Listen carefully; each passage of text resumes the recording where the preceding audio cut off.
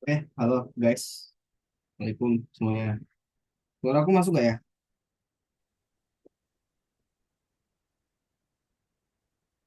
Masuk ke. Oke, aman ya.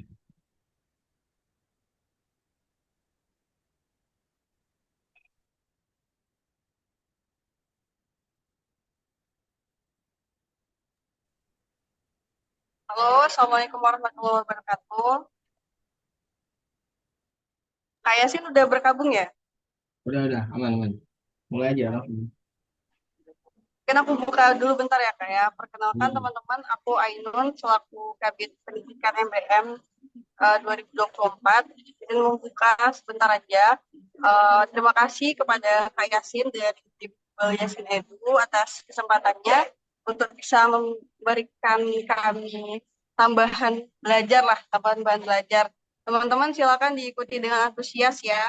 Silakan simak dengan baik karena rekaman Zoom-nya itu akan kita infokan belakangan. Mungkin mungkin eh, nanti gitu diupload di YouTube MBM ya. Jadi teman-teman sekalian diharapkan untuk bisa mengikuti, ajak juga teman-temannya yang lain. Silakan disimak dengan baik dan dengan semangat lah pokoknya. Oke, sekian dari aku. Silakan Kak Yasin untuk memulai. Terima kasih. Wassalamualaikum warahmatullahi wabarakatuh. Oke, Oke, ini pada on cam nggak nih semua? Kalau jangan-jangan Zoom sambil tidur nih. Oke, kalau perlu nggak apa, kalau perlu juga nggak apa-apa. Yang pesertanya dulu ya.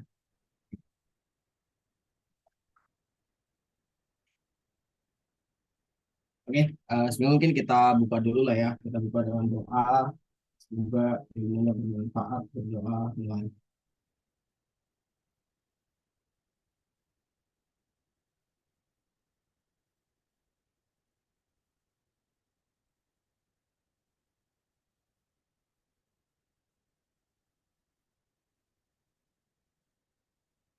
Oke, doa saya. Oke, teman-teman, kita belajar AKL kan ya. Nah, ini berarti semester 5 semua ya. Kalau ada yang semester 3 berarti nyasar ya. Itu belum waktunya. Oke, mungkin eh sebenarnya aku udah nyiapin soal, ya kan? Aku udah nyiapin soal studi kasus kali ya, soal UTS dari tahun kapan ini ya. Ada nggak di databaseku ya soal AKL. Tapi kalau teman-teman mau tanya dulu, ya kan tanya dulu tentang materi yang mungkin belum paham dijelasin dosen, boleh banget ya. Silakan, aku kasih kesempatan di awal buat teman-teman tuh tanya dulu gitu, tanya tentang materinya dulu. Siapa tahu ada yang masih belum paham, ya boleh banget. Ya nanti kita bahas materinya dulu sebelum ke soal-soal. Oke, ada yang mau nanya nggak? Kalau ada yang mau nanya, silakan bisa on mic aja langsung ya. Oke, ada yang mau nanya?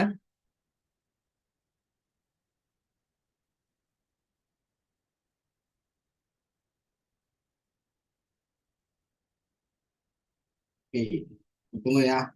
Hitungan berapa? 10. Oke, ada yang mau nanya tentang materinya yang belum paham di bagian mana? Yang jelasin sama dosen, bebas. Kak, mungkin izin bertanya ya. Boleh, boleh. Silakan. Oke, mungkin kalau dari saya pribadi kurang paham mengenai upstream and downstream di konsolidasi ya berarti ya, Kak. Oke, Jadi masih agak bingung apa sih bedanya upstream oke. and downstream dan apa nanti bedanya di jurnal gitu kira-kira. Oh, bedanya di jurnal ya. Oke, kalau upstream ke atas, kalau downstream ke bawah. Itu bedanya sama. Simple kali. Enggak lah, canda. Oke, upstream dan downstream ya. Ya nanti soalnya ada tentang upstream downstream juga nggak ya? Oh, kebetulan soalnya ada juga tentang downstream tapi bukan upstream. Oke, nggak apa ya. Perbedaan upstream dan downstream. Ada lagi, teman-teman? Satu dulu lah ya. Nah,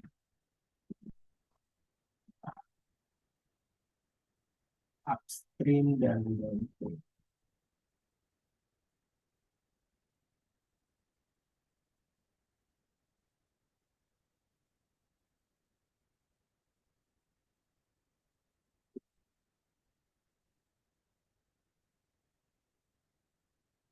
Oke, aku bakal jelasin konsepnya dulu ya sebelum kita. Kita ke jurnal.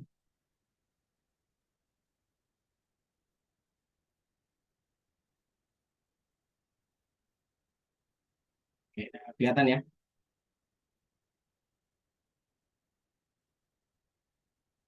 Oke, teman-teman. Jadi kan kita bakal bahas dulu ya sedikit pengantar materi tentang yang namanya downstream dan upstream. Oke, downstream versus upstream. Nah, oke. Jadi gini, downstream upstream ini berasal dari satu transaksi namanya adalah transaksi intercompany ya. Nah, atau antar perusahaan ya, transaksi antar perusahaan. Perusahaan yang satu asosiasi gitu loh. Jadi bukan perusahaan yang beda, melainkan dalam satu rumpun. Nah, antar perusahaan. Perusahaan apa? Perusahaan induk dan anak, gitu ya. Nah, induk dan anak. Oke. Kalau ngomongin downstream, ya namanya juga down ya. Down itu kan berarti turun.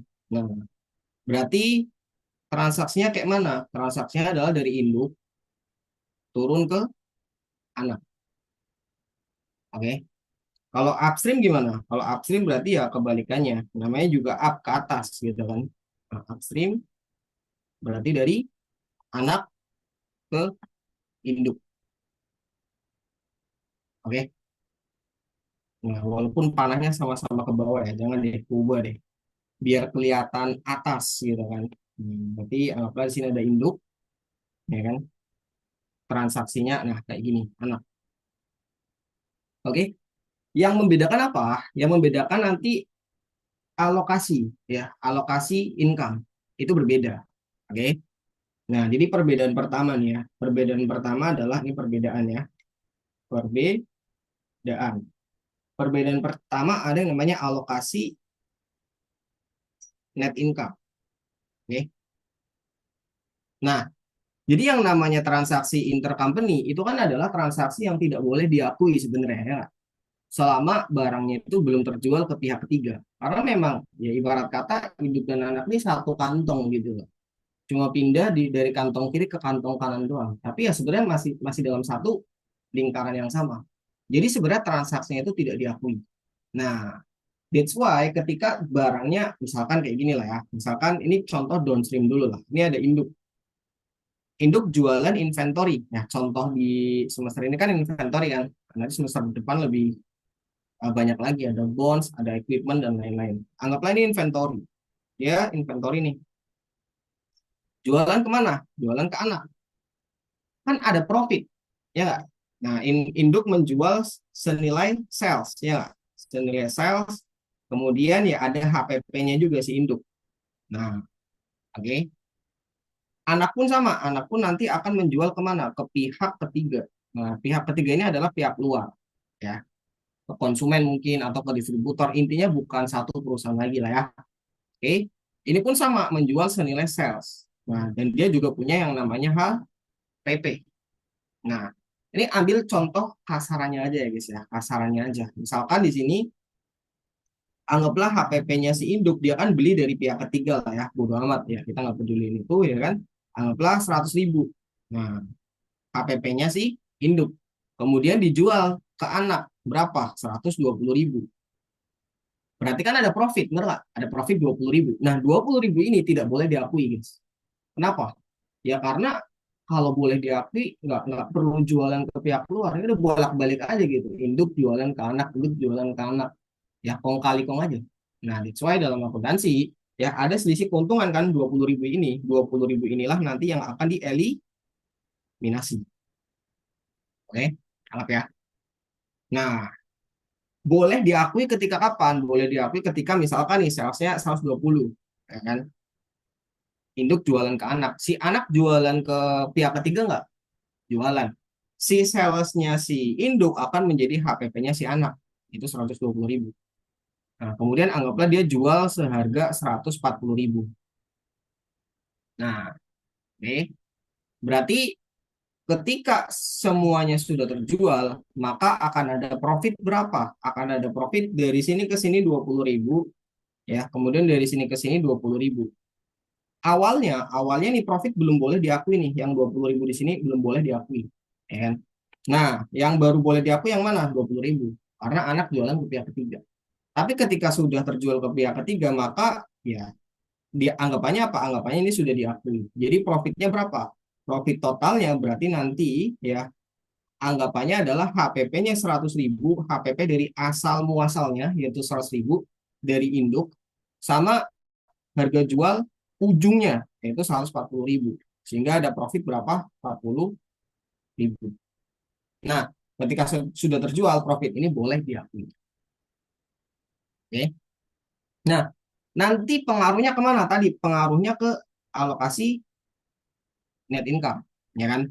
Jadi kan kalau kita ngomongin anak ya, anak kan nanti punya income ya, anak punya yang namanya income. Nah, income ini kan akan dialokasikan, benar nggak? Akan dialokasikan kemana? Ke si perusahaan mayoritas, ya, which is itu adalah si induk, ya, senilai dengan presentasenya. Kemudian dialokasikan juga ke punya minoritas, atau kalau dalam istilah akuntansi adalah non-controlling interest. Senilai berapa? Senilai presentasi juga. Oke. Jadi kan kalau ada net income kan dibagikan. Contoh net income-nya berapa? Net income anggaplah 100.000. Nah, kemudian mayoritasnya misalkan sebutlah 80%, untuk minoritasnya atau non-controlling interest-nya sebutlah 20%. Berarti kan net income ini akan dibagi berapa? Ya 80.000 punya si induk, ya kan, kemudian 20.000 punya si non-controlling interest. Ya, ini punya si induk. Nah, kan kayak gini. Oke. Nah, tapi dalam hal downstream dan upstream itu akan berbeda lokasinya. Kalau net income ini kan nanti kan disesuaikan kan. Net income ini nanti bakal kita sesuaikan. Ya, disesuaikan dengan apa? Banyak macamnya. Ada overvalued, eh, alokasi apa tuh? Excess value ya. Overvalued apa? Misalkan overvalued equipment ya kan. Atau misalkan ada undervalued building, macam-macam lah ya. Intinya kan net income ini nanti bakal disesuaikan dengan ya apalah yang ada di soal gitu. Mau dia alokasi excess value-nya disesuaikan dan lain sebagainya. Salah satunya nanti akan ada penyesuaian apa? Penyesuaian dari transaksi intercompany ini. Ya, ada transaksi downstream ya maupun upstream. Oke. Nah, yang membedakan kalau downstream ya si non controlling ini tidak punya hak sama sekali. Oke. Pertambahan ataupun pengurangan income, non controlling interest itu tidak dapat hak sama sekali. Jadi downstream semuanya masuk ke alokasinya induk. Oke. Beda halnya dengan upstream. Upstream itu dibagi. Si induk dapat, si non controlling juga dapat. Lah kok bisa? Nah, ini gue kasih tahu konsepnya ya. Jadi induk jualan ke anak. Ini yang downstream ya. Nah, downstream. Downstream. Nah, ada yang namanya profit. Ya sih. Nah, induk jualan ke anak. Ada yang namanya profit. Profitnya masuk ke mana? Masuk ke laporan keuangannya si anak atau ke laporan keuangannya si induk? Jawabannya kalau downstream, ya masuk ke laporan keuangannya si induk. Nah, pertanyaannya, non-controlling interest dapat hak income-nya si induk nggak? Nggak dapat. That's why, ya kalau ada profit dari transaksi intercompany, kalau downstream itu 100% punya si induk. Nah, itu kalau downstream. Beda halnya kalau upstream. Kalau upstream, yang jualan mana? Si anak. Si anak jualan ke induk. Jualan ke induk, dapat profit. Profitnya masuk ke mana? Profitnya masuk ke anak. Nah, income-nya si anak itu kan dibagi. Ya, income-nya si anak itu dibagi. Ya, dibagi buat induk berapa, buat non-controlling interest berapa. Ya, sehingga nanti dialokasikan sama kayak income. Kalau downstream, 100% punya si induk. Jadi non-controlling interest itu tidak dapat bagi hasil sama sekali. Oke, sampai sini jelas ya, itu beda pertama. Kemudian ada beda jurnalnya juga. Nah, beda jurnalnya gimana? Nanti bakal aku bahas di studi kasus soal aja lah ya. Tapi bedanya cuma ya berkaitan dengan ini lagi sih, balik lagi. Berkaitan dengan alokasi 100% kalau downstream, kalau buat upstream, alokasi keuntungan ya, baik itu yang menambah income ataupun kerugian yang mengurangi income ya, itu kalau upstream diproporsionalkan. Kalau downstream semua 100% punya sih. Oke. Nah, dari sini ada yang banyak kan? Bingung? Oke, jelas Kak. Gas Bisa. banget. Oke, terima kasih. Ada lagi yang mau tanya? Ada? Oke, kalau nggak ada, ya udah, nggak usah dipaksain ya. Kita bahas ke soal. Soal paling gampang dulu ya. Ini soal tentang kombinasi bisnis. Yang intinya kita eh, beli perusahaan, kemudian kita alihkan lah ya, kita serap jadi perusahaan kita. Ya, kombinasi bisnis. Ya, perkiraan waktu 20 menit kita kerjain. Coba aja, bisa nggak 20 menit gitu ya. Oke, nah kita coba cak soalnya dulu. Pada tanggal 1 Januari 2020, PT Pusaka membeli seluruh aset PT Sasangka. Nah, ada PTP sama PTS dalam rangka menambah segmen usaha makanan ringannya. Nggak terlalu penting sih. Pembelian tersebut dengan memberikan imbalan bla bla bla sebagai berikut. Menerbitkan 500.000 lembar saham biasa dengan nilai wajar 1.000. Parnya adalah 100. Kemudian menerbitkan obligasi dengan total 100 juta, ya kan, tapi dengan nilai wajar 97 juta. Jadi terbit at diskon ya. Kemudian menyerahkan uang tunai senilai 50 juta. Kemudian menyerahkan sebidang tanah yang nilai bukunya 300.000 dan nilai wajarnya adalah 450 juta. Ya, 300 juta, nilai wajarnya 450 juta. Oke. Nah, kemudian si PT Pusaka juga membayar ada administrasi penerbitan saham, biaya penerbitan obligasi, sama biaya konsultasi. Senilai 23 juta ditambah 2 juta ditambah 30 juta. Setelah proses administrasi, ya PT Sasangka dibubarkan. Dibubarkan, kemudian aset netonya diambil alih oleh si PT Pusaka. Oke. Kemudian ada data sesaat sebelum kombinasi bisnis dilakukan, laporan posisi keuangan perusahaan tampak sebagai berikut. Ya, ini laporan punya si Pusaka, kemudian ini si punya Sasangka. Si punya Sasangka, ini book value-nya, kemudian yang sebelah sini adalah fair value-nya. Fair value artinya harga pasarnya. Oke. Saudara diminta membuat jurnal PT Pusaka untuk mencatat perolehan atas PT Sasangka, menentukan jumlah kelebihan ekses atas imbalan yang dibayarkan PT Pusaka terhadap nilai buku, dan mengalokasikan kelebihan tersebut ke penyebabnya ya. Penyebabnya kan berarti ada selisih di antara book value dan fair value kan. Nah, yang ada selisih yang mana? Kita tandain langsung ya. Ini ada selisih nih ya. Nah, terus ini ada selisih ya. Kemudian ini ada selisih building, ada selisih juga, equipment ada selisih, akun payable ada selisih, dan mortgage ada selisih. Oke. Nah, ini selisih-selisihnya nih, nanti berarti alokasi excess value ya. Kemudian membuat jurnal PT Pusaka untuk mencatat pengambil alihan atau penghubungan aset ke pusaka. Oke, kita jawab dulu yang pertama ya, membuat jurnal perolehan. Nah, kita mesti ngitung dulu nih berapa yang kita bayarkan. Oke, kita sebagai PT Pusaka berarti ya, kita sebagai PTP ya. Berapa biaya yang dikeluarkan oleh PTP? Biayanya apa aja? Ingat, biayanya itu menggunakan yang namanya fair value. Oke. Nah, contoh misalkan di sini ada share capital. Share capitalnya berapa? 500.000 dikalikan dengan 100. Berarti ketemu berapa? 50.000. Nah, ini ya. 500.000 kali 100. Loh, Bang, katanya pakai fair value. Nah, iya pakai fair value. Makanya di sini ada kelebihan kan, share premium kan. Nah, share premiumnya berapa? Share premium kan selisih antara dia punya nilai wajar dengan nilai bukunya. 1000 kurangi 100 berarti 900 dikali dengan 500.000. Ini nanti masuk ke share premium ordinary. Nah, ini sengaja aku pisah aja sesuai jurnalnya nanti. Jadi enak. Oke. Kemudian ada bonds payable. Bonds payable yang dipakai yang mana? Yang 100 juta atau yang 97? Yang dipakai yang 97. Oke. Kemudian ada uang tunai 50 juta dan ada tanah. Tanah yang dicatat yang mana? Yang 300 atau yang 450? Yang dicatat ya yang 450. Saya nilai dengan fair value-nya. Bonds payable juga sama. Yang dicatat adalah nilai fair value-nya yaitu 97. Oke. Kemudian ada biaya lainnya tadi kan ada penerbitan saham 23, penerbitan obligasi 2 juta dan konsultasi 30 juta. Jadi total biaya lainnya adalah 55 juta. Oke.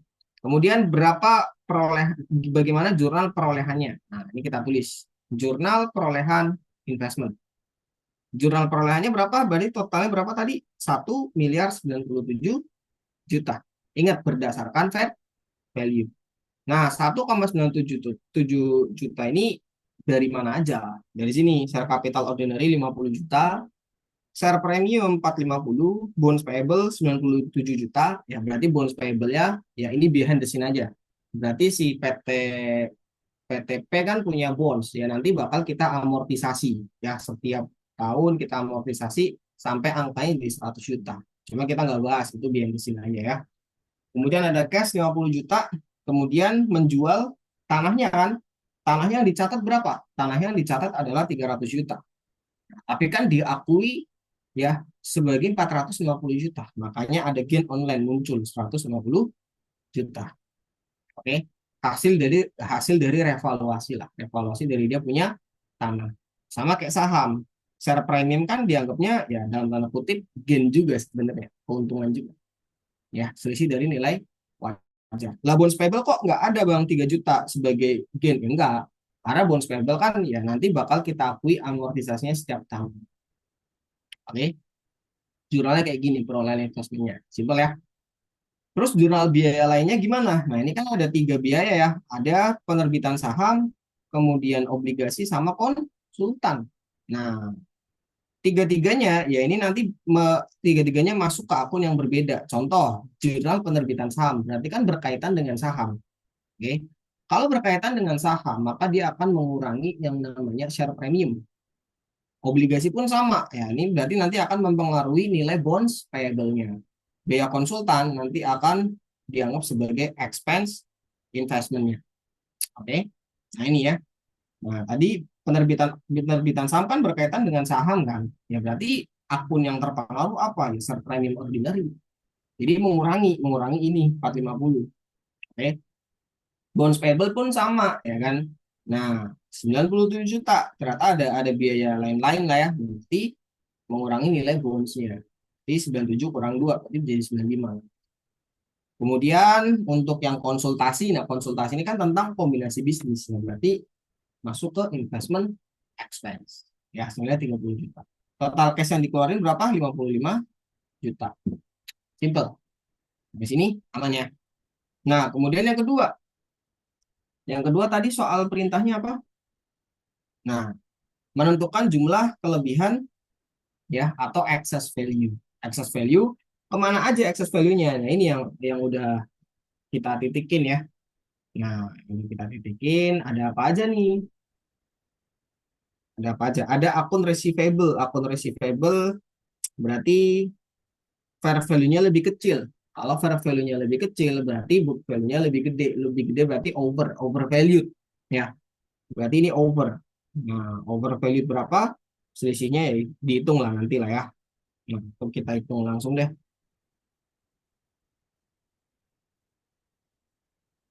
Kita,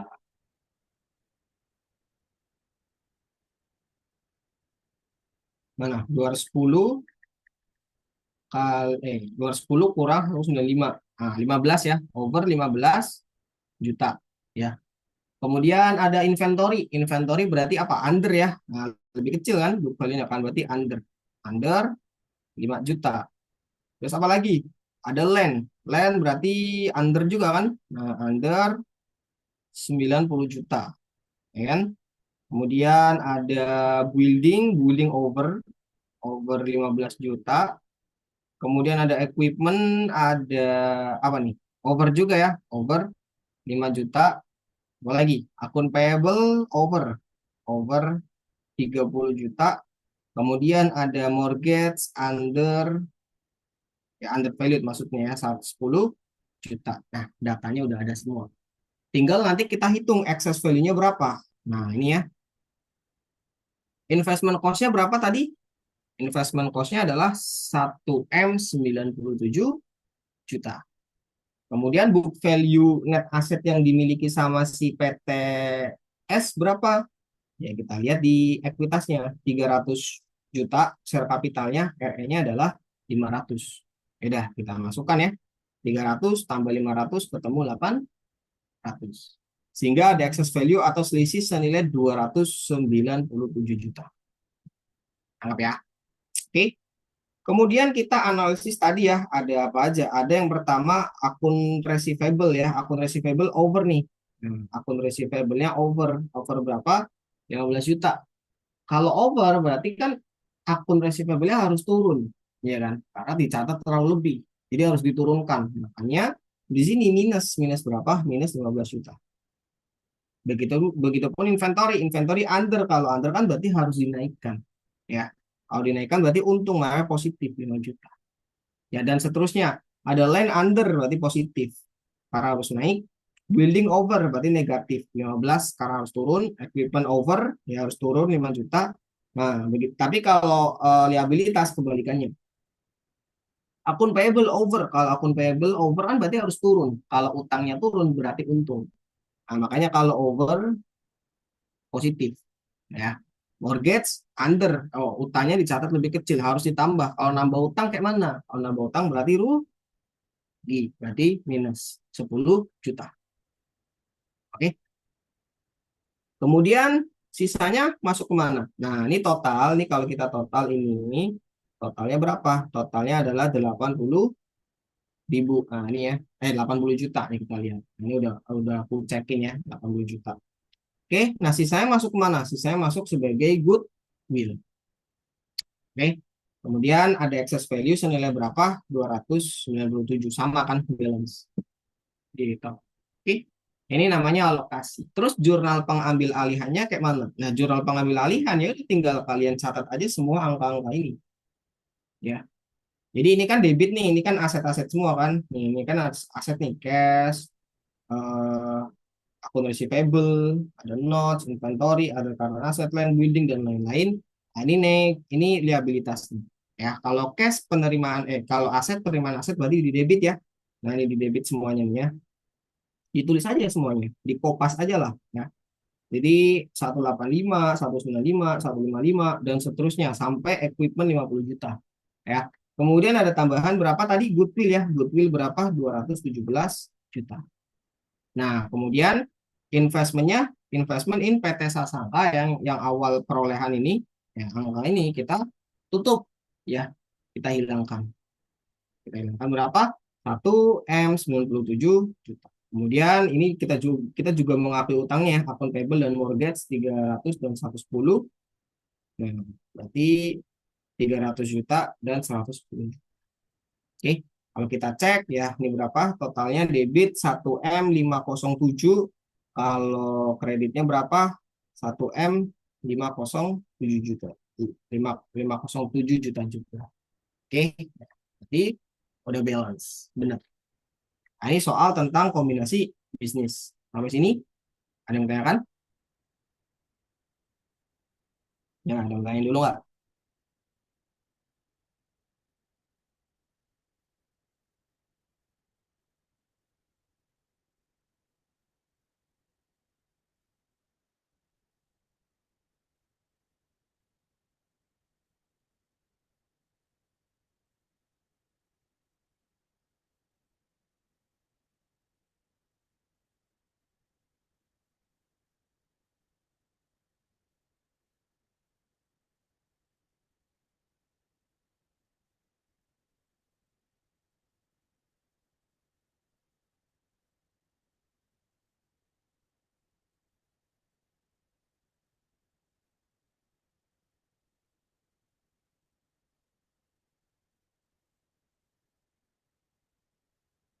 Oke, aman ya.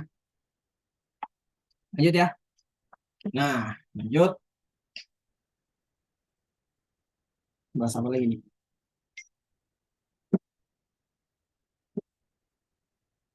Oke, nah ini ya, ini bahas transaksi intercompany.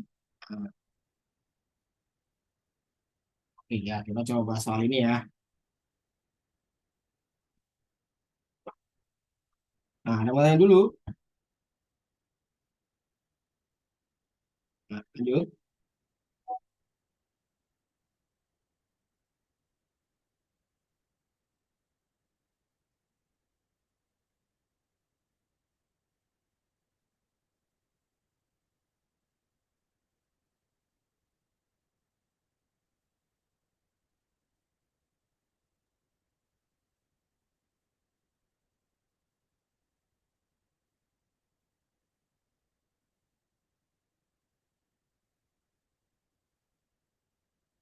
Oke, kita bahas ya. Intercompany transaction tentang inventory. Nah, oh ya tadi, kita ngerjain berapa menit tadi? Nggak ada 20 menit ya. Nggak ada 20 menit. Jadi AKL tuh gampang. Semua hanya tentang mindset. Oke, gitu ya. Nah, ini tentang downstream upstream lah ya. Ini ada apa aja nanti kita coba baca dulu. Oke.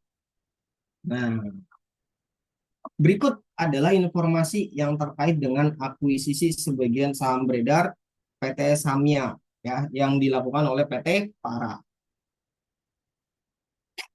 Pada tanggal 2 Januari 2017, PT Para membeli 60% ya saham beredar PT Samya dengan membayar tunai sebesar 420 juta. Oke. Akuisisi ini membuat PT Para memiliki kendali. Oke. Pada akuisisi net aset PT Samya terdiri dari share kapital dan RS masing-masing 420 dan 150. Saat akuisisi, nilai aset dan liabilitas Samya sudah sesuai dengan nilai wajarnya kecuali beberapa akun sebagai berikut. Nah, ini berarti excess value ya. Ya, ada inventory-nya under, kemudian equipment-nya over, kemudian patennya over, patennya under, kemudian notes-nya over. Ya, ini udah ditulis juga sih di sini. Kemudian informasi mengenai net income dan dividen tahun 2017 dan 18. Tahun 2017 seperti ini proporsinya. Kemudian tahun 2000, PT Para dulu ya. PT Para proporsinya kayak gini 2017 dan 18-nya. Kemudian PT Samya proporsinya seperti ini. Ya. Selama tahun 2017 dan 2018, sebagian penjualan PT Samya dilakukan kepada PT Para. Nah, ini coba kita analisis ya. Sebagian penjualan PT Samya dilakukan kepada PT Para. S ke P. Berarti apa? Upstream. Nah, ini udah ketahuan ya, PT Samya dilakukan kepada. Berarti ini upstream. Oke. Dengan keuntungan sebesar 25% dari harga pokok. Ya. Terus informasi mengenai penjualan persediaan kepada PT Samya pada pada tahun 2017-18. Nah, ini ya. Nah, nilai HPP-nya si Samya itu 80 juta 2017 yang belum terjual 20%. Kemudian 2018-nya 50 juta harga pokoknya yang belum terjual 30%. Oke. Kita diminta buat apa? Jika para menggunakan pos untuk mencatat investasinya, A. Menentukan pendapatan investasi. B. Membuat jurnal terkait investasinya. Menentukan saldo investasi. Ya. Ini ada cost method dan equity method. Sama aja perintahnya. Tangkap ya. Nah, apa yang perlu kita lakukan? Ya, seperti biasa ya. Ini langkah awal ya. Kalau ngomongin konsolidasi, kita harus cari tahu dulu excess value-nya berapa. Investment cost-nya berapa? 60%. Yaitu senilai 420 juta. Nah, 420 juta ini punya implied value ya. Kalau 100% berapa? Kalau 100% berarti 420 dibagi dengan 60%. Ketemu 100% adalah 700 juta. Oke. Nah, kemudian ada book value asetnya berapa? Book value asetnya berarti 420 ya, diketahui di soal ya ini ya. Nih, 420 dan 150. Total berapa? Total 570. Sehingga ada selisih excess value yaitu 130 juta. Nah, 130 juta ini kemudian kita alokasikan ke excess value sesuai dengan keterangan di soal ya. Ada inventory ya, undervalued. Undervalued-nya berapa selisihnya? Dari 45 ke 52, berarti naik 7 juta. Naik berarti untung positif. Nah, kemudian equipment-nya over berarti turun nih. 20 plus 105 turun 15 juta minus. Paten naik ya 60 juta plus kemudian notes payable ya, notes payable-nya turun. Notes payable-nya turun 4 juta, berarti kalau utang turun berarti untung kan? Nah, positif. Kemudian sisanya masuk ke mana? Sisanya masuk ke goodwill 74 juta. Total excess value adalah 130 juta. Oke. Nah, kemudian ya kita ditanya jika para menggunakan cost method dan equity method, bedanya apa? Nah, ini aku udah coba buatin ya jawabannya.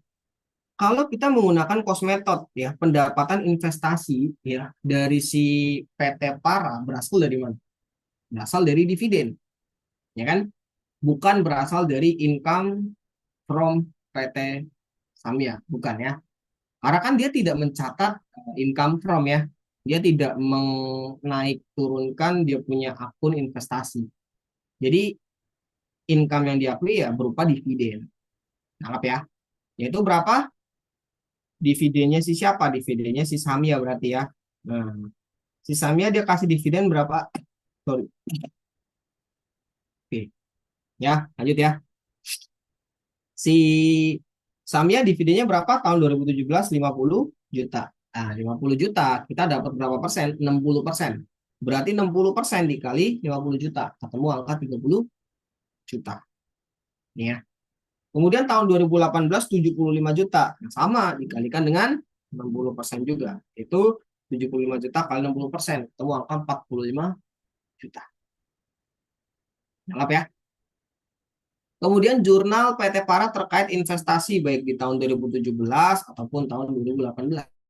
Ya simple, hanya ada dua. Yang pertama jurnal perolehan, kemudian ada dividen. Ya. Kemudian jurnal perolehannya gimana? Ya ini investment in PT Samya 420, pada cash 420. Kemudian ada jurnal penerimaan dividen cash pada dividen income senilai 30 juta. Kemudian tahun 2018-nya adalah cash pada dividen income yaitu 45 juta. Oke. Nah, kemudian ditanya juga saldo investment akhir pada 31 Desember 2017 maupun 31 Desember 2018. Kalau cost method kan saldo investasinya kan tidak berkembang ya. Maksudnya tetap segitu-gitu aja. Karena memang tidak naik turun lah. Ya, jadi pada cost method saldo investmentnya itu sama dengan pertama kali akuisisi yaitu 420 juta. Nah, itu kalau cost method. Oke. Nah, kalau equity method gimana? Nah, kalau equity method ya, nah ini nih. Berarti pendapatan investasi ya berasal dari mana? Berasal dari net income-nya si PT Samya, ya kan? Net income-nya si anak. Yang mana net income-nya si anak ini kita sesuaikan dulu. Kita sesuaikan dengan apa ya? Dengan adanya amortisasi dari excess value, termasuk juga ada unrealized ya maupun realized profit dari yang namanya transaksi intercompany. Oke. Nah, kita ini dulu ya. Analisis dulu. Net income-nya PT Samya berapa di tahun 2017? Ini ya, 70 juta. Kemudian di tahun 2018 adalah 84 juta. Tapi ingat, kita dapat berapa? Kita hanya dapat 60%-nya saja. Oke. Sehingga 60% dikali 70 juta ketemu angka berapa? 42 juta. Oke ya, ini nih 42 juta. Terus ada penyesuaian. Penyesuaian dari mana? Amortisasi excess value dulu. Amortisasi excess value mana aja nih? Ini nih. Yang pertama adalah amortisasi dari inventory. Inventorinya berapa? Terjual semua 2017 senilai 7 juta. Nah, kebalikannya aja. Kalau di sini positif, berarti ketika amortisasi berarti negatif, which is itu mengurangi net income. Ya ini ya, that's why di sini negatif, mengurangi net income.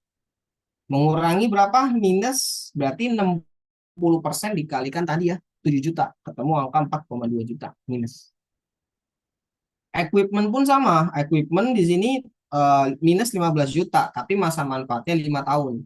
Berarti kan per tahunnya berapa? Per tahunnya adalah 3 juta. Nah, jadi di sini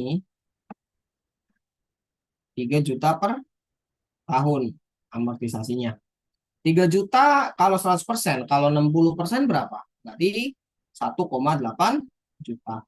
Nah, positif karena over value. Oke. Kemudian ada apa? Ada paten. Paten berapa? 60 juta. Masa manfaatnya berapa? 8 tahun.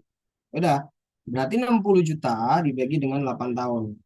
Berapa berarti? 60 bagi 8. 7,5 juta per tahun. Ini kalau 100%.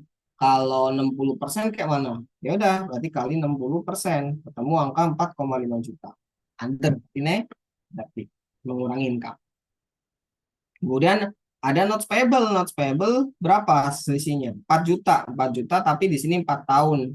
Berarti 1 juta per tahun amortisasinya ya. Kalau 1 juta notes payable kan over. Kalau notes payable over berarti kalau notes payable over berarti mengurangi ya, mengurangi dia punya income. Oke. Nah, berapa? 600.000 dapat dari mana? 60% kali 1 juta tadi. Kemudian, nah di sini yang perlu kalian perhatikan, di sini ada unrealized profit upstream. Analisisnya kayak mana? Nah, kita lihat di sini di soal ya. Nah, ini nih. Nah, tadi. Nah, ini ya. Hilang. Nah, ini nih. Nah, di soal di sini ada inventory. Inventorinya berapa? 80 juta, ya kan? Kemudian kita cari profitnya berapa? Profitnya berarti 25%, ya nggak? 25% dari harga pokok. Nah, yang belum terjual berapa? Yang belum terjual adalah 20%. Berarti kan ada inventory ya yang belum terjual senilai 20% dari 80 juta. Berarti berapa? 20% kali 80 juta. Ya, berarti ada inventory yang belum terjual senilai 16 juta. Nah, ini ya. Senilai 16 juta. Nah, 16 juta ini kita cari tahu profitnya berapa. Profitnya adalah 25%-nya dari harga pokok. Berarti seperempatnya. Berarti berapa? 4 juta. 25% dikali 16 juta sama dengan 4 juta. Nah, jadi di sini harus dikurangin ya. Karena harus ada profit yang dihilangkan. Profit yang dihilangkan berapa? 4 juta tadi. 4 juta kan kalau porsinya 100%. Kalau upstream, ya di sini upstream kita alokasikan. Kita punya alokasi berapa? 60%. Nah, makanya di sini alokasinya adalah 60% ya dikalikan dengan tadi ya profitnya 25% dikalikan dengan sisa ya, sisa dipunya inventory dikalikan dengan total inventory. Ya, atau sama dengan 60% kali 4 juta tadi. Ketemu angka berapa? 2,4 juta. Berarti kan belum boleh diakui. Kalau belum boleh diakui berarti mengurangi net income. That's why di sini dikatakan sebagai unrealized, yaitu income yang belum terrealisasi, dihilangkan. Senilai 2,4. Nah, nangkap ya. Nah, di sini kalau upstream itu kita alokasikan 60%. Tadi kan sempat ada yang nanya, kalau downstream gimana? Kalau downstream maka di sini bukan 2,4. Tapi berapa? Kalau seandainya ini adalah downstream, maka kita nggak perlu alokasi. Berarti kayak gini lah ya. Apa pula nih kan? Bentar. Berarti 100% bukan 60% ya. Nah, kayak gini. Kalau seandainya downstream. Jadi kalau downstream nanti kan ada alokasi buat non controlling interest ya, which is itu namanya adalah non controlling interest expense nanti. Oke. Berarti kalau non controlling interestnya kalau downstream itu nol. Anggaplah di sini ada NCI lah ya. Nah, misalkan di sini aku tulis alokasi non controlling interest expense ya,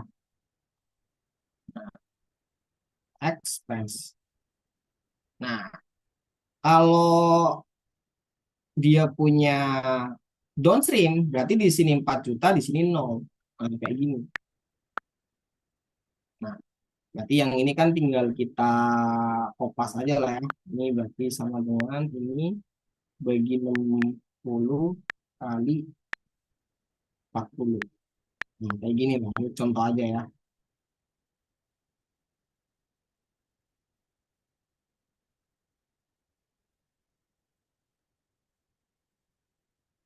Oke, ini gimana nih cara cara ngebloknya nih? Nah, nggak salah ya.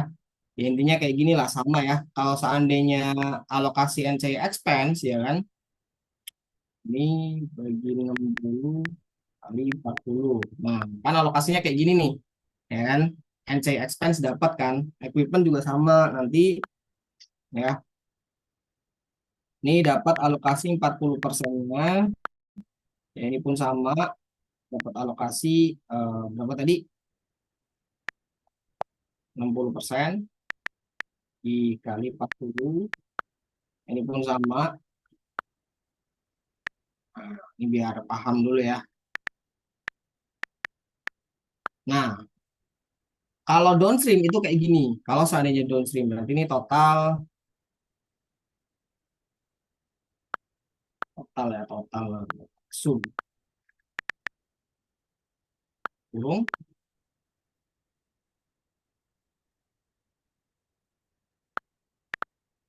Nah, kalau seandainya downstream angkanya akan seperti ini. Ya, alokasinya. Jadi ini untuk income from ya, income from S, kemudian ini untuk NCI expense. Anggaplah kayak gini lah ya alokasinya. Ini kalau downstream, kalau seandainya downstream ya diingat lagi kalau seandainya downstream. Kalau upstream kayak mana? Kalau upstream berarti ya dialokasikan tadi. Ini dapat 60%. Ya, jadi kecil angka. Nah, 60%. Salah pula.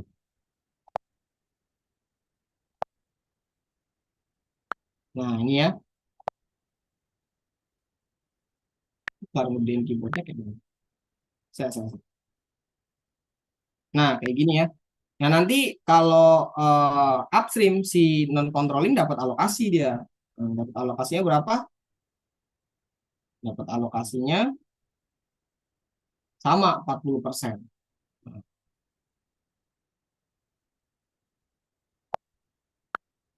40 ini ya. Jadi kecil keyboardnya. Nah, ini dibagi 60 kali 40. Nah, kayak gini. Ini kalau seandainya upstream. Nah, soalnya kan kebetulan upstream, ya kan? Nah, jadi nanti dialokasikan si P dapat 60%, si S dapat 40%. Nah, ya, ini studi kasus aja. Kan tadi ada nih. Oke, sampai sini dulu. Berarti income from-nya berapa? Income dari investasinya berapa? 32 juta. Sampai sini ada yang tanyakan dulu?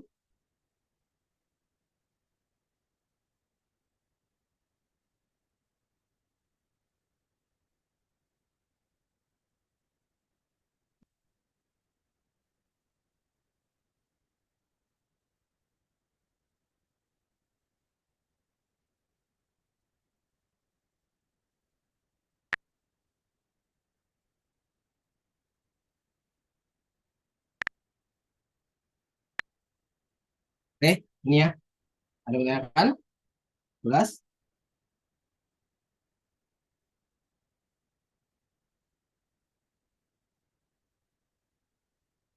Mana nih kembalinya?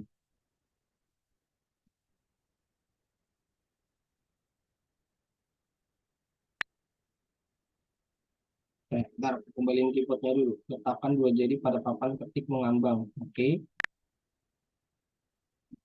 Misalkan jari Anda. Apa pula? Ada yang tahu nggak? Misalkan jari Anda untuk memperbesar.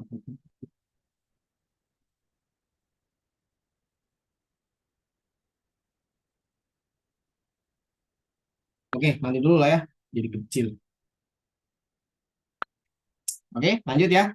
Nah, kemudian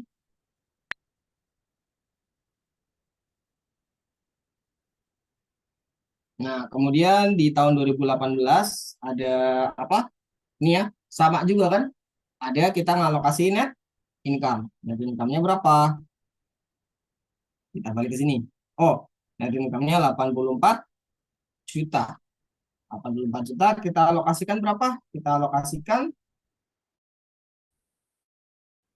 60%, ya.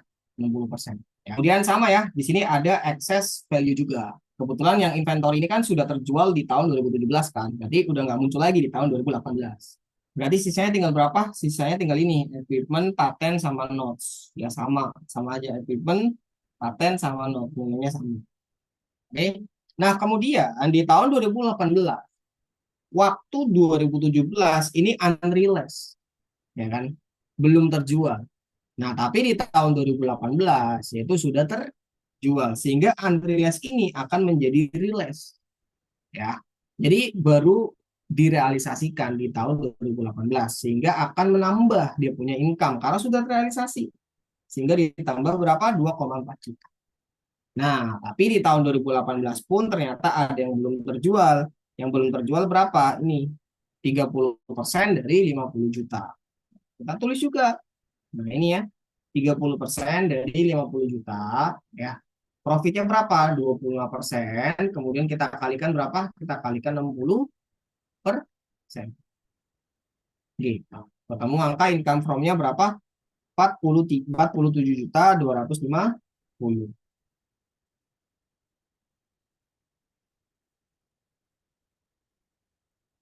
Oke. Nah, sampai sini aman ya?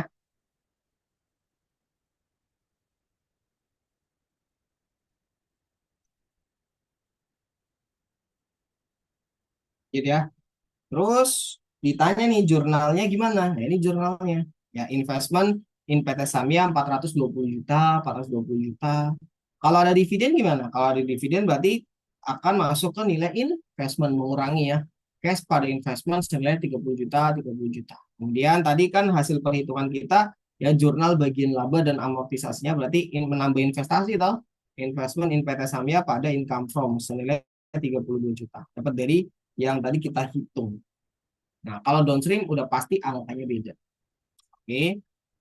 Kemudian tahun 2018 pun sama ya, ada cash dividen ya pada investment senilai 45 juta, 45 juta. Kemudian ada jurnal alokasi labanya dan amortisasi senilai 47 juta 250. Nah, nanti ditanya saldo investasi akhir tahunnya berapa? Saldo investasi akhir tahunnya berarti 420 saldo awal ditambah income from dikurangi dividen. Ketemu 2017 berarti 422. Nah, kalau 2018 gimana? Berarti 422 100 ditambah dengan income from dikurangi dividen sama dengan 424 350. Kayak gitu. Oke, gampang ya. Sama sini ada kan?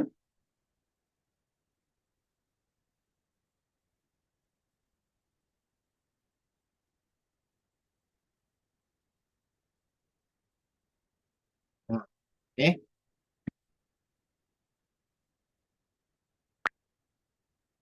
Nah, yang sini ada kan?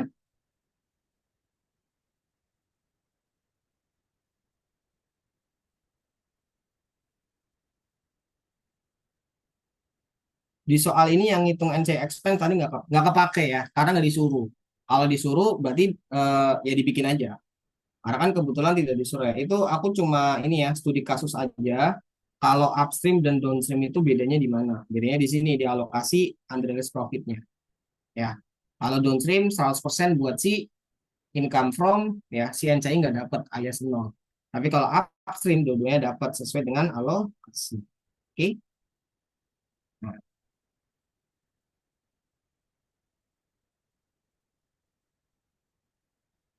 ini lagi balik. Tapi di sini kecil. Bentar. Oke. Sambil dibenerin, ada yang mau tanyakan?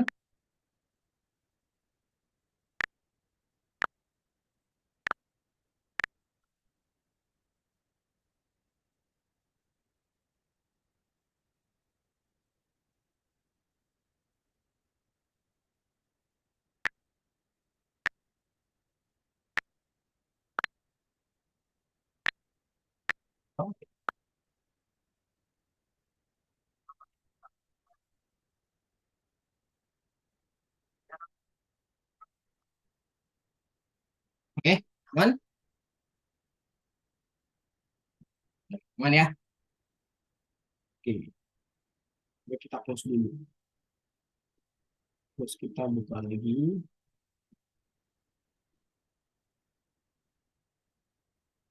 Alamat. Oke, nanti di share ya. Kecil gini sih.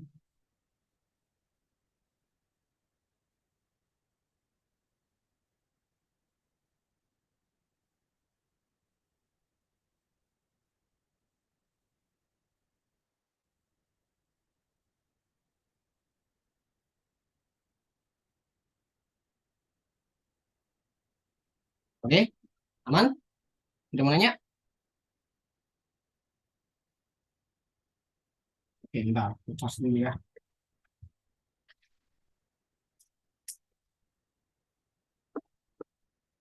Ya, kalau nggak ada kita lanjut soal yang lebih kompleks.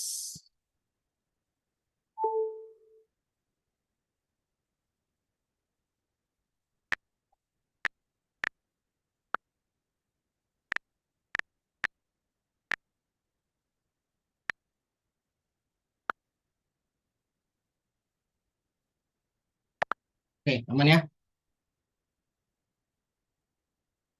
Nah, sekarang kita bahas soal konsolidasi. Nah, ini nih. Nah, ini ya. Waduh,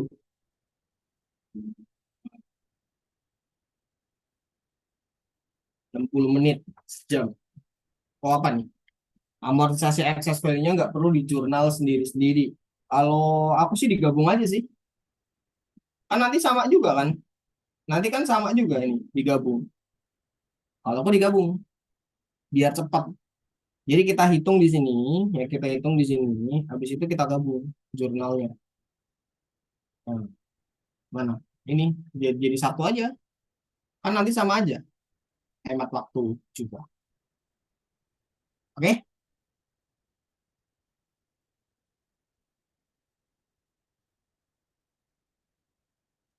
Nah, akhirnya balik lagi. Nah, gini dong. Kenapa tadi bisa balik ya? Oke, kita lanjut ya. Nah, kita bahas soal konsolidasi. Nah, bahas soalnya ya. Mau pakai cost method atau equity method? Dosen bilang gimana? Bebas. Atau gimana? Kalau yang dosen bilang nanti ada kisi-kisi nggak nanti yang keluar tuh apa namanya cost method atau equity method? Equity, oke. Berarti cost method masa dibahas ya agak lama juga. Ya bisa sih, paling cuma beda jurnalnya doang. Nah, oke nggak usah.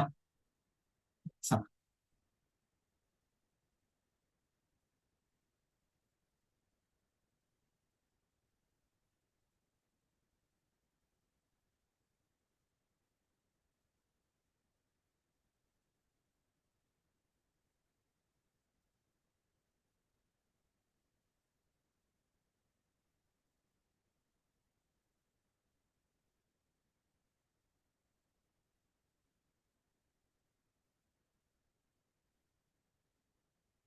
Oke, kita bahas. Yuk. Nah, penyusunan laporan konsolidasi. Berikut adalah informasi yang terkait dengan akuisisi. Bla bla bla ya. Bilang ini ya. Melakukan akuisisi 1 Januari 2019 harga 800 juta dan 80% kepemilikan. Kemudian saat akuisisi nilai ekuitas sehari adalah 700 juta dan 500 juta. Oke, RE-nya adalah 700 juta terdiri dari kapital stok 500 dan RE 200. Saat akuisisi ya semuanya sama kecuali ini equipment sama building. Ya, ada book value dan fair value-nya berbeda. Oke. Selama tahun 2019 dan 2020, selain melakukan penjualan persediaan ke pihak luar, PT Purba juga melakukan penjualan persediaan ke PT Sari. Nah, ini kau lihat nih ya. PT Purba juga melakukan penjualan ke PT Sari dari P ke S. Berarti apa? Downstream. Nah, tadi kan upstream kan. Sekarang kita bahas downstream. Informasi terkait penjualan persediaan PT Purba kepada PT Sari untuk tahun 2019 dan 2020 adalah, nah, pada akhir 2019, pada PT Sari terdapat persediaan akhir yang dibeli dari PT Purba. Persediaan akhir tersebut dibeli dari PT Purba seharga 130 juta. Sementara HPP persediaan tersebut pada PT Purba adalah 100 juta. Berarti kan ada profit kan?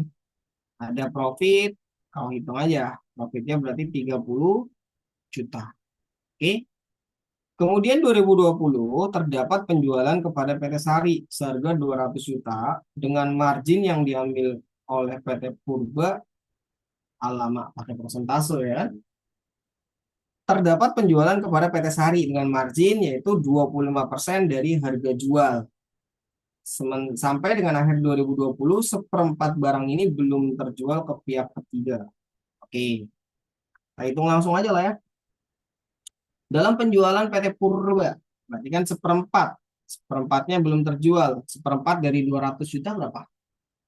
Berarti 50 juta ya. Nah, berarti 50 juta dengan margin yang diambil 25% dari harga jual. Nah, 25% dari harga jual terdapat penjualan. Berarti kali 1/4 kali ya 1/4 kayak 9. 1/4 kali berapa tadi? 200 juta. Berarti profit berapa? Nah, itu banyak kalkulator aja lah. 200 bagi 4 kali 25%. 12,5 juta. Ya. Kemudian 20% dari saldo akun payable adalah hasil transaksi dengan PT Purba. Nah, ini uh, intercompany juga, ya kan? Nah, nggak perlu dicatat harusnya nanti dieliminasi. Laporan keuangan PT Purba dan PT Sari serta kertas kerja ya per 31 Desember adalah sebagaimana tersaji pada bagian bawah soal ini. Terdapat dua versi laporan keuangan yaitu dengan metode cost dan metode equity. Ya, bebas lah ya kau pilih yang mana. Nah, ini udah kusalinkan. Ini udah kusalinkan ceritanya. Oke. Kemudian perintahnya apa? Membuat jurnal penyesuaian dan eliminasi untuk menyusun laporan konsolidasi jika PT Purba mencatat investasinya menggunakan cost atau equity. Pilih salah satu ya, kita pakai equity lah ya. Kemudian menyelesaikan kertas kerjanya sesuai jawaban nomor 1. Jadi kalau nomor 1 salah, udah pasti ya worksheetnya salah.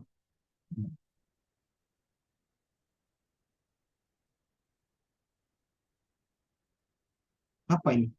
Jika pada soal 1 saudara memilih menggunakan cost, buatlah jurnal penyesuaian dan eliminasi yang berbeda jika menggunakan equity. Allah sama aja disuruh kerjain dua-dua soal. Kan emang dosen pengennya lihat mahasiswa susah. Oke, ya udah, nggak apa-apa. Kita bahas Yang pertama kita ngapain? Nah, ini jurnal perolehan. Bukan jurnal perolehan, hitungan perolehan ya. Investment cost-nya berapa? 80% ya, senilai 800 juta. Ya, ini diingat-ingat aja lah ya. Aku yakin kalian nggak ingat, ya udah percaya aja angkanya. Angkanya udah benar. Ya. Kemudian ada implied value, berarti berapa? 1M. Dapat dari mana? 800 juta dibagi dengan 80%. Ketemu angka 1M. Oke? Kemudian ada book value net asset. Book value net assetnya berapa? 500 tambah 200. Nah, senilai berapa? 700 juta. Ada excess value senilai 300. Nah, excess value ini kan dialokasikan kan ke building dan equipment tadi ya di atas. Nah, ini ya. Yang building ada under ya, ada under berapa? 150 ya. Kemudian yang equipment ada over 25. Nah, ini ya. Masuk sini. 150 minus 25. Nah, ini ya, masa manfaat. Kemudian ada goodwill, sisanya 175. Sehingga total excess value-nya adalah 300 juta. Oke. Nah, di sini kan kita disuruh disuruh bikin worksheet kapan? 2020. Sedangkan posisi posisi datanya adalah 2019. Anggap ya. Sehingga kita perlu melakukan yang namanya catch up adjustment ya atau update investment ya. Catch up adjustment ini tujuannya buat apa? Tujuannya buat nanti ya cost method sebenarnya. Kalau equity method kan harusnya udah ada datanya. Cuma kan datanya kadang bolong-bolong ya kalau ujiannya. Jadi catch up adjustment seharusnya hanya untuk cost method saja. Tapi karena memang datanya bolong ya udah mau nggak mau kita tetap bikin catch up-nya. Oke, sorry. Nah, catch up-nya ada apa aja? Yang cara catch up gimana? Cara catch up adalah ya kita cari perubahan ekuitasnya gimana. Ada perubahan ekuitas atau enggak? Oh, ada 100 juta. Dapat dari mana 100 juta? Ya, dari sini. I19. Nah, ini ya. Ini. Jadi PT Sanda atau si anak ya. Ini kan return earning 1 Januari 2020. Oke. Track return earning 1 Januari 2020 ada 300 juta. Ini data diketahui di soal. Nah, kemudian dikurangi dengan RE tahun pembelian berapa? Tahun pembelian adalah 200 juta. Berarti kan RE-nya naik kan? RE-nya ada kenaikan berapa? RE-nya ada kenaikan 100 juta. Nah, berarti kan harusnya kan investasinya kan naik kan? Investasinya naik 100 juta. Ya, investmentnya lah. Oke. Kemudian ada ekses ya kan, ada amortisasi ekses kan di tahun 2019-nya kan ini kan. Ini 150 sama 25 nih. Ya. Which is itu adalah 15 juta minus dan plus 5 juta. Sehingga ada catch up adjustment senilai berapa? Catch up adjustment adalah 90 juta. Nah, kalau menyesuaikan dengan porsi kita punya saham yaitu 80%, itu 72 juta. Oke. Sehingga ada saldo investment 1 Januari ya yang nanti akan kita pakai buat eliminasi yaitu 872 juta. Ya. Karena kan kalau worksheet ya, kalau worksheet nanti di sini ya angka saldo awal yang dieliminasikan nanti saldo awal investasi ya. Mana? Investment mana? Agak susah pula cari. Nah, ini ya. Nah, ini kan 1091500. Ini kan saldo akhir tahun ya. Nah, nanti akan ada eliminasi di sini. Awal tahun dan perubahannya. Oke. Nah, disinilah kita perlu mencatat. Mencatat apa? Mencatat ini.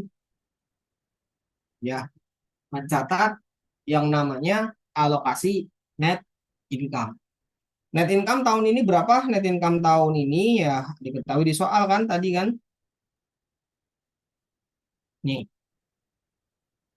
diketahuinya di worksheet berarti harusnya ya. Nah, net income-nya ini diketahui di worksheet 400 juta. Nah, 400 juta ini kan nanti dialokasikan kan? Dialokasikan kemana? Ke Papa. Ke Papa nanti akan menjadi income from. Jadi data income from ini kosong. Ya, yang kuning-kuning ini tadinya kosong ya. Nah, kecuali yang ini ya 300.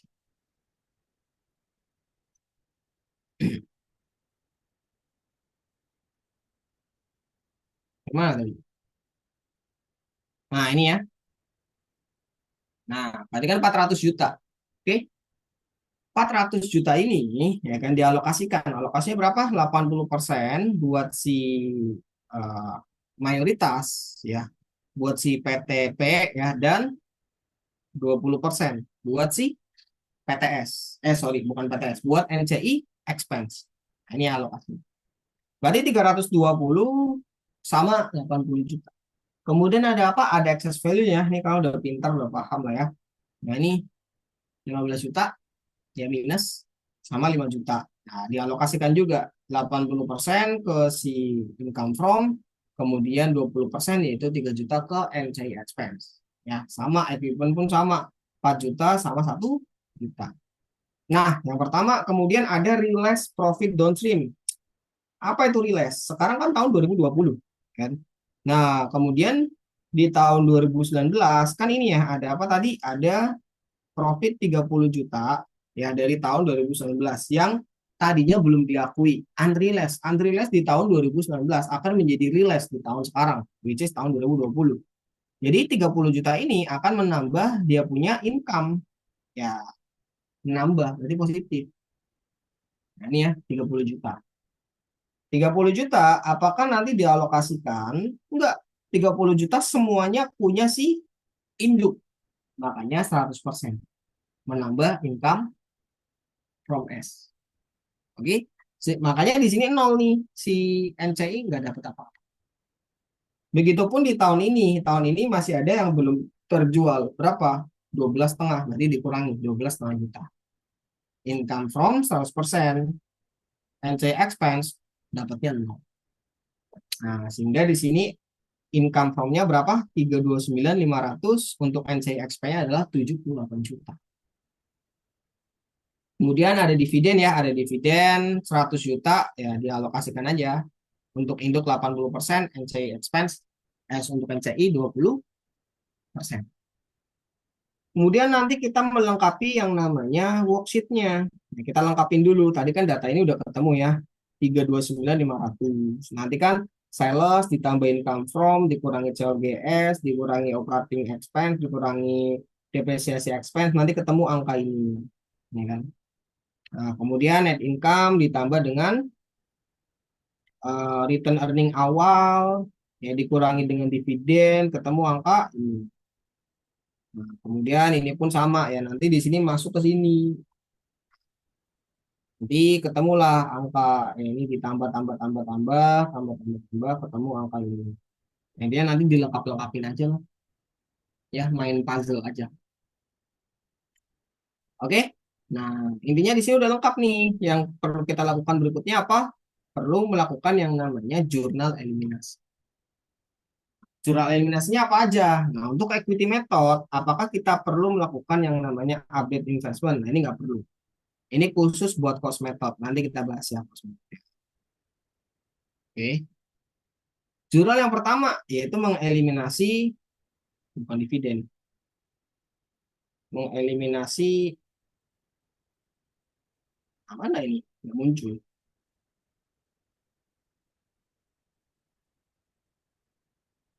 Lah, jadi kecil lagi dia. Nah, ini belum dihapus ya. Mengeliminasi income from S. Ya, which is ini adalah equity method. Nah, oke.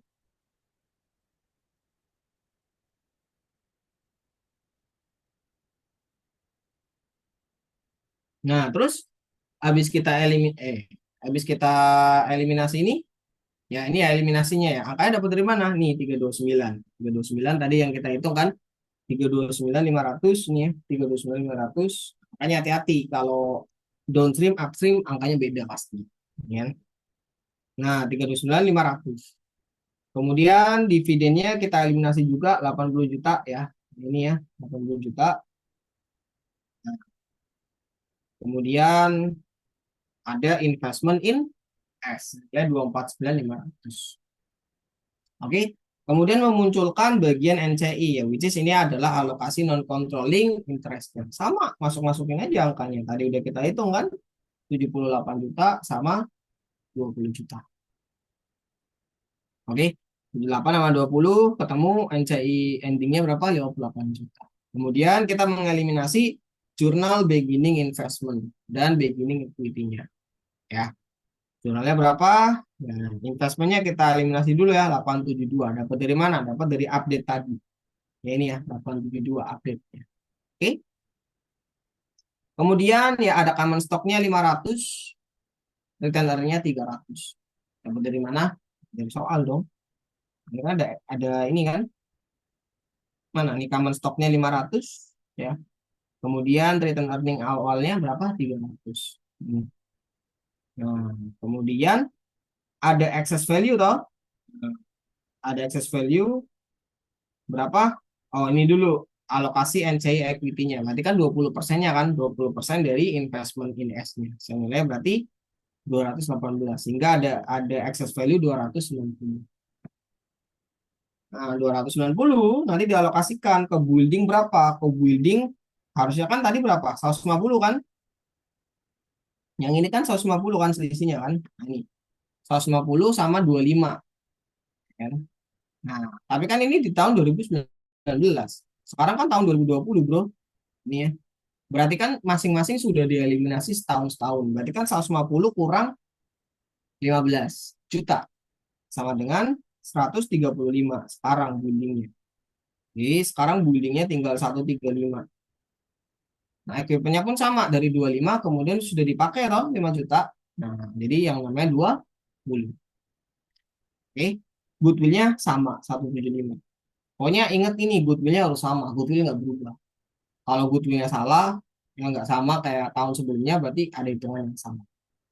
Nanti masuk unamortized excess-nya, ya excess value-nya dieliminasi. Oke. Kemudian jurnal amortisasi building, paham ya? Nah, ini kan building nih, kelebihan 135 kan, dieliminasi nih. Jadi, depresiasi expense pada building, senilai 15 juta. Oke. Kemudian ada equipment juga sama, ya depresiasi expense di kredit. Ya, equipment-nya di debit, karena awalnya sebelum di kredit. Oke. Nah, kemudian di sini ya, disinilah yang namanya jurnal intercompany. Ini ya, intercompany dari inventory. Pertama kita ngapain? Pertama kita merealisasikan income yang apa? Yang sudah terrealisasi dari tahun 2019. Kalau realisasi income berarti menambah apa? Menambah investment. Ya, mengurangi COGS. COGS-nya dieliminasi. Ya, ini 30 juta. Kemudian eliminasi transaksi penjualannya untuk tahun 2020 di tahun berjalan dieliminasi. Sales COGS-nya dieliminasi 200 juta. Ya kan, dapat dari mana angkanya 200 juta? Dapat dari sini. Nah, ini ya. Jadi kita eliminasi juga. Jadi tidak boleh mencatat sales dan tidak boleh mencatat COGS juga sebenarnya. Oke. Kemudian ada unrealized profit. Nah, unrealized profit berarti inventorinya dikurangi karena inventornya dicatat terlalu lebih, ya kan? Nah, sehingga harus dikurangin. COGS-nya kan belum terjual ya. Nah, ini ya 12,5. Ini unrealized. Nah, kemudian ini mungkin sedikit di kasus ya. Ini kan kalau downstream. Kalau upstream gimana jurnalnya? Jurnalnya cuma beda di sini aja. Nah, ini kalau upstream, ini contoh aja ya. Kalau upstream, maka jurnalnya adalah investment ya. Itu senilai dengan proporsionalnya, kemudian ada NCI. Nah, proporsionalnya juga, kemudian baru COGS. Hanya beda di situ saja jurnalnya. Kalau upstream, kalau downstream semuanya masuk menjadi alokasinya si induk investment. Kalau apa namanya si upstream nanti ada alokasi NCI-nya juga. Oke. Kemudian ada eliminasi resiprokal ya, akun receivable sama akun payable ya kita nggak catat juga. Ya ini di poin yang mana? Di poin yang ini nih. Nih 20% dari saldo akun payable PT Sari adalah hasil transaksi dengan PT Puber. Jadi kali aja 20% angkanya berapa? Ya 20% kali di worksheet berapa? 250 juta. Kamu angka 60 juta. Akun payable-nya dieliminasi. Gitu, selesai. Habis itu ngapain? Habis itu kita masukin aja ke worksheet ya kan. Poin A 0 ya nggak ada. Poin B, nah, poin B berapa? Income from dividend sama investment. Cari aja lah. Ya, di sini aku udah ngesalin lah ya. Poin B. Nah ini ya. Ini dividennya 80 di kredit. Apa lagi ya? Ini ya. Income from-nya di debit. Ya. Intinya di sini kalian tinggal masukin aja. Yang penting jangan salah masukin kotak ya kan. Nah, masukin kotak debit ke kredit ya kacau juga jawabannya kan. Ya. Jadi kalau ngerjain worksheet harus hati-hati ya. Karena salah peletakan nih. Kalian misalkan 80 nih harusnya di kredit ya, harusnya di sini di kredit. Nah, tapi kalian nulisnya di debit. Nah, salah baca juga di sini salah. Nanti kok nggak balance. Nah, gitu. Oke. Jadi harus hati-hati juga. Intinya di sini ya, dari apa yang kita jurnal kita masukkan ke worksheet ya dan ketemulah angka consolidated statement. Ya, terima jadi aja lah ya. Jadi ketemu 4559.500. 4559.500 untuk apa? Untuk dia punya return earning. Kemudian total aset dan ekuitasnya berapa? 13.285.500, 13.285.500. Balance kan? Balance lah. Nah, gitu. Oke? Sampai sini ada yang menanyakan? Ada yang menanyakan nggak?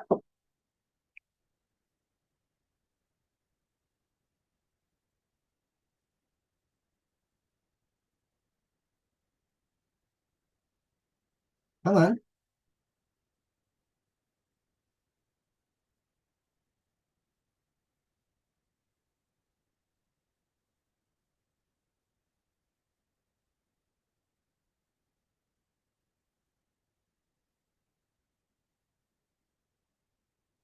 Oke, aman ya. Nah, itu kalau equity method. Kalau cost method kayak mana? Kalau cost method kita tidak perlu menghitung income from. Nah, makanya diabu-abuin. Ya, nggak guna. Nah, kenapa? Karena pakainya ini. Pakainya adalah dividen income. Yaitu 80 juta. Nah, jadi laporan keuangannya akan beda. Akan beda di bagian mana? Di bagian sini. Di bagian sini akan beda. Nah, tapi at the end, ending-endingnya sama. 13.285.500 kan? Equity method berapa? 13.285.500.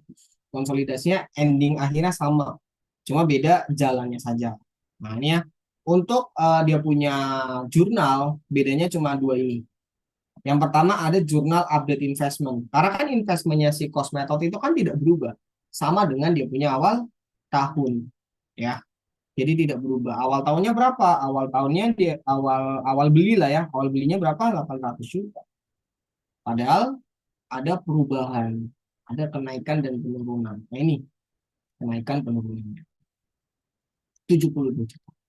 Oke, 72 juta, 72 juta.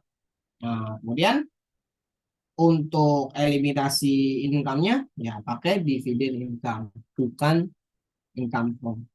Ini doang sih paling yang membedakan. Gitu. Sisanya sama. Angkanya juga nanti endingnya sama. Ya ini udah aku alokasikan juga ke huruf-hurufnya. Gitu ya. Nah, sampai sini. Ya kan?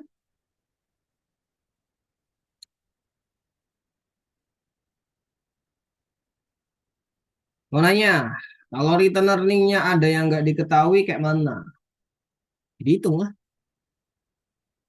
Return earning yang mana? Ini kan juga nggak diketahui awalnya nih. Nah, return earning ini kan awalnya nggak diketahui nih yang warna kuning nih 4268. Ini 1968 juga awalnya nggak diketahui. Jadi hitung. Berarti hitung udah bertahap. Sales ditambah income dikurangi COGS dikurangi expense lagi sama dengan net income kan? Nah, net income nanti ditambah dengan dia punya RE. Intinya nggak mungkin semuanya nggak diketahui, adalah salah satu yang diketahui. Gitu. Nah, biasa ini nih nggak diketahui yang return earning akhir biasanya. Atau kamu ada contoh soalnya, nanti kita bedah. Coba kirim aja ya. Karena kalau ngawang-ngawang, nah, kau aja lupa. Nah, oke, aman? Ada kan? Kita bahas soal 4 soal ini aja lah ya. Sisanya kita studi kasus tanya jawab deh. Nah, siapa tahu ada yang nanya ya kasus di lawangan atau soal kirim boleh. Ya, silakan.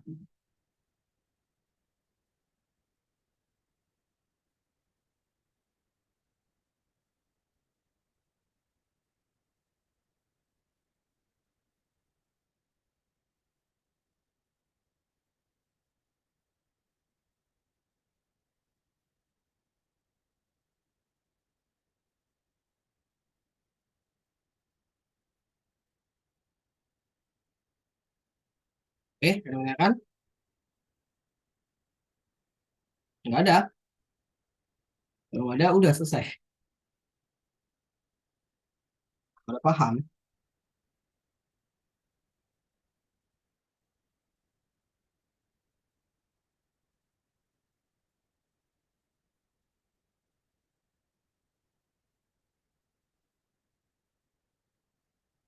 Deh, ada apa ya? Nggak ada. Jangan. Siap, ujian. Ada ya?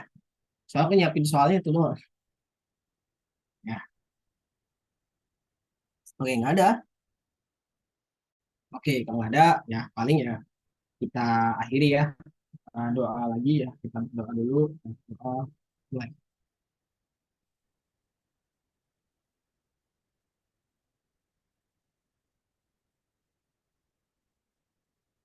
Berdoa selesai. Oke, paling dari aku itu aja ya.